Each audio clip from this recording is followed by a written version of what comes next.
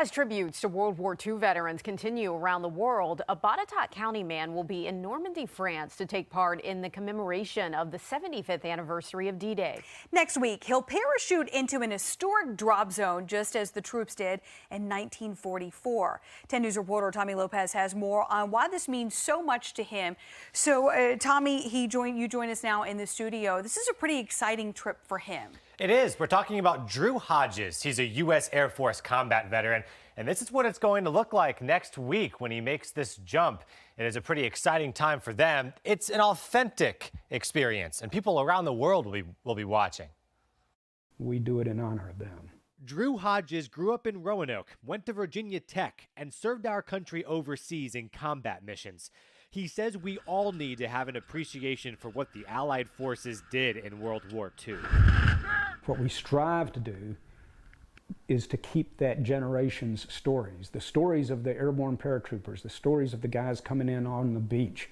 We want to keep them alive. We want to keep those stories for posterity and for the education, training, and historical value for later generations. He's a member of the World War II Airborne Demonstration Team. The jumps require lots of training in Oklahoma. You can see the static line that pulls the chutes out. The planes, uniforms, and gear are all what the soldiers used. So it looks pretty authentic from the ground. They pay their own way, stressing that they're not reenactors. They portray these veterans to honor them. What we do is such a historic value, and it really recalls their sacrifices. So it's very humbling when we get on board. They'll be among 300 paratroopers jumping June 5th, next Wednesday. It's going to be amazing. It's not only thrilling for me personally, but it's an emotional event that we will see on faces throughout the world.